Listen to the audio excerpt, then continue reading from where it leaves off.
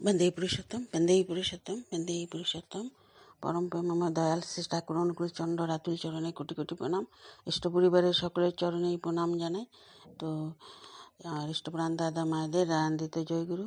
আজকে আমি শ্রী শ্রী ঠাকুরের জ্যেষ্ঠ কন্যা সাধনাদি জীবনের ইতিহাস আপনাদের পড়ে শোনাবো, যেটা শ্রদ্ধেয় মলয়দা লিখেছিলেন শাশ্বত কথা থেকে। তো আমরা অনেক কিছু জানতে পারলাম সেই মায়ের সম্বন্ধে। আরম্ভ করছি।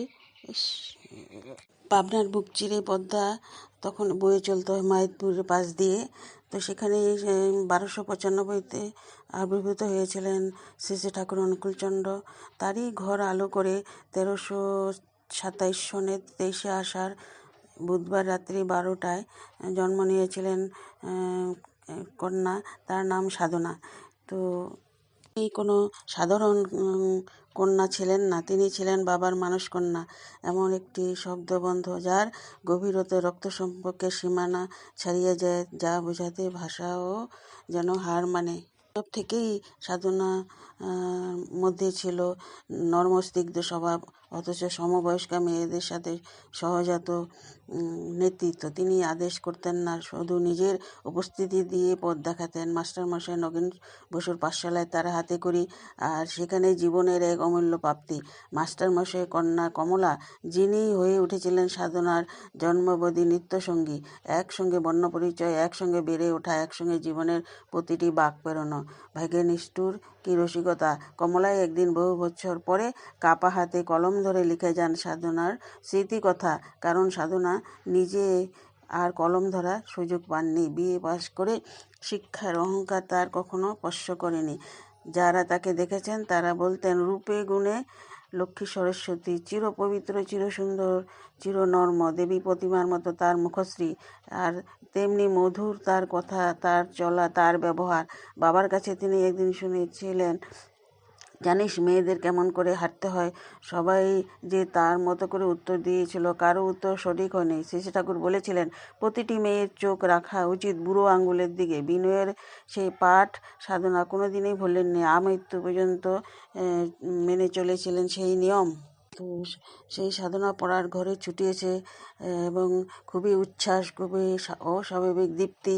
সেই মানে বান্ধবীকে কমলাকে বললেন যে, কমলা, আজ আমার আনন্দের দিন রে, আজকের দিনের কথা আমি ভুলবো না। আমার এত আনন্দ হচ্ছে যে তোকে বোঝাতে পারবো না। কমলা অবাক হয়ে জিজ্ঞাসা করলেন, কি হয়েছে?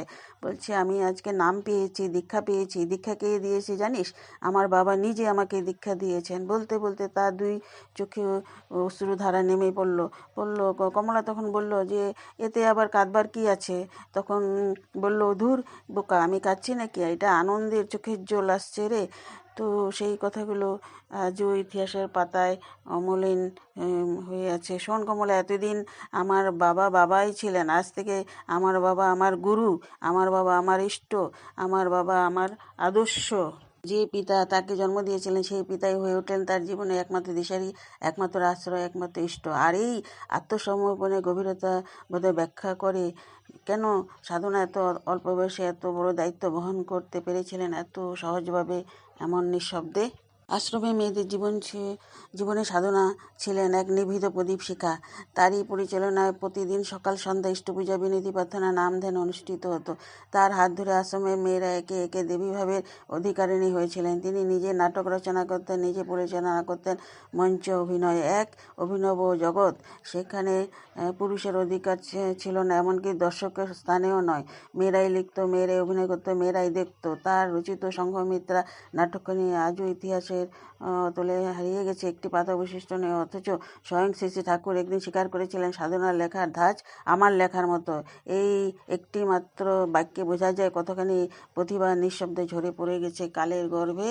প্রতি বছর ভাতৃদ্বিতীয়ায় প্রভাতে ঠাকুরবাড়ি পুরাতন আঙ্গিনায় সারিবদ্ধভাবে দাঁড়িয়ে সাধনা নিজের হাতে ফোঁটা দিতেন আশ্রমের প্রতিটি পুরুষকে। শিশু থেকে বৃদ্ধা কেউ বাদ পড়তো না তার স্নেহ থেকে। আর দরিদ্র দুঃখী সৎসঙ্গে গ্রামবাসীদের সাহায্যার্থে তিনি নিজেই গড়ে তুলেছিলেন একটি তহবিল।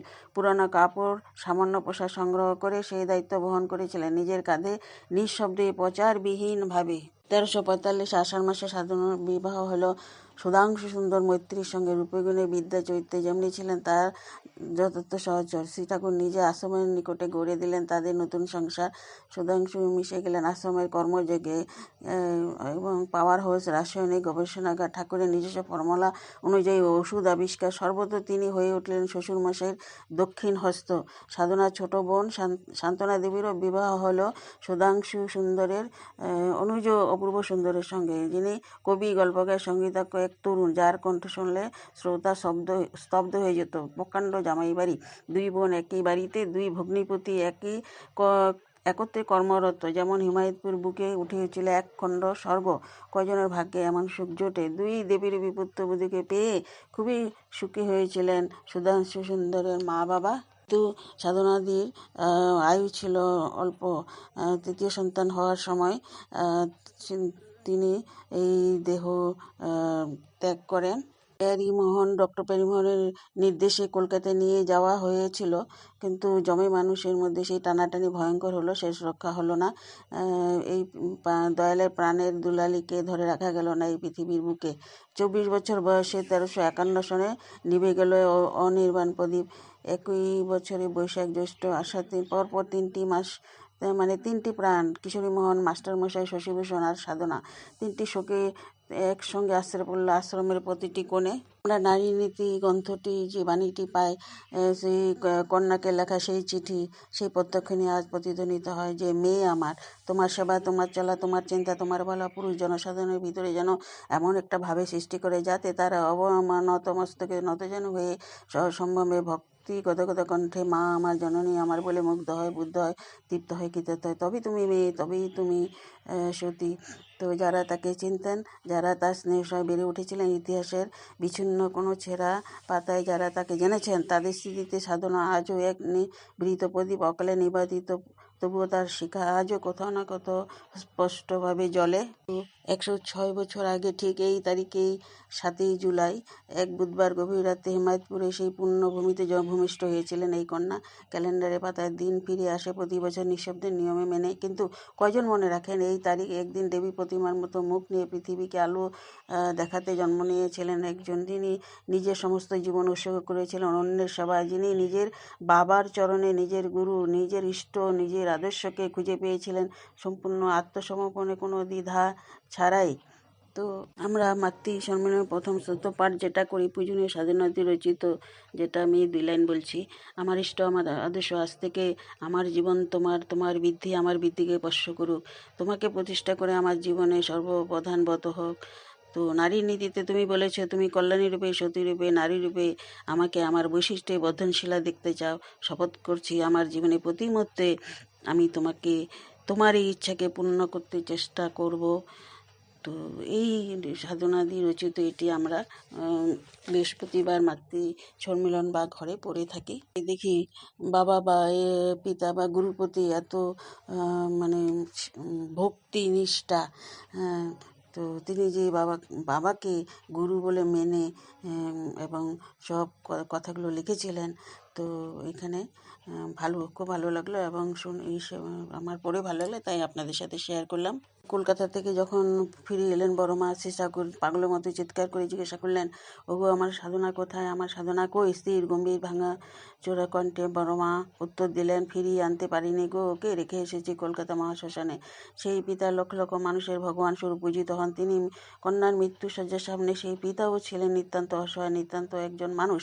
এই সত্যটুকু বোধ হয় সবচেয়ে বেশি বেদনার। ঈশ্বরত্ব পিতৃ হৃদয়ের অশ্রু আটকাতে পারে না। আমি এক আলোচনায় শুনেছিলাম ঠাকুর নাকি বলেছিলেন সাধনাদিকে বিয়ে না দেওয়ার জন্য। যাই হোক, বিয়ে হলো, কিন্তু যেন ছেলে মেয়ে না হয়। তো সেই ছেলে মেয়ে হতে গিয়েই সাধনা মা মৃত্যুকে তৃতীয় সময় ছেলে মেয়ে হওয়ার সময় মারা গেলেন। এই ধরাধাম থেকে পরলোক গমন করলেন। ঘটনা আলোচনা করেছিলাম। ঠাকুর নিজের বোনকেও বলেছিলেন বিয়ে না করার জন্য, তিনি বিয়ে হয়নি, তিনি অনেক বছর বেঁচে ছিলেন। তো জয়গুরু, সবাই ভালো থাকেন, সুস্থ থাকেন, আর কিছু পেলে আপনাদের আমি জানাবো।